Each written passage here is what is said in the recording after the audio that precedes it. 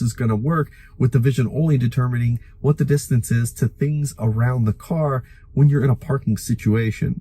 Now with version 4.0 radar, this is just one radar and it's at the front of the car. So I don't know how well this is going to address that issue, but Tesla does not seem to be going back to adding ultrasonic sensors around the car. I would not anticipate that happening either. So this will be good for driving, but we could be looking at the same situation when you're looking at parking or in tight spaces.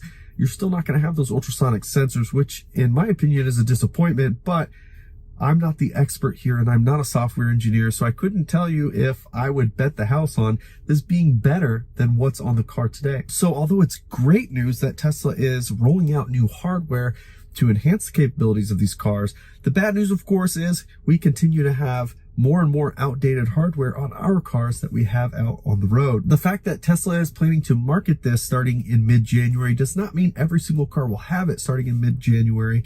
However, I think that that's probably about the timeline when you should start seeing cars that will have this hardware. It could also be a rollout process where they start with the more expensive exclusive cars like the Model X and the Model S before ultimately rolling it into the Model Y and the Model 3 chassis. So do keep that in mind. First and foremost, all the cars that are going to start delivering around the time that they announce that do not necessarily mean it's going to have the radar. And even when cars start coming with that radar, it's not clear yet if it's going to include all cars or a limited number of cars at first, like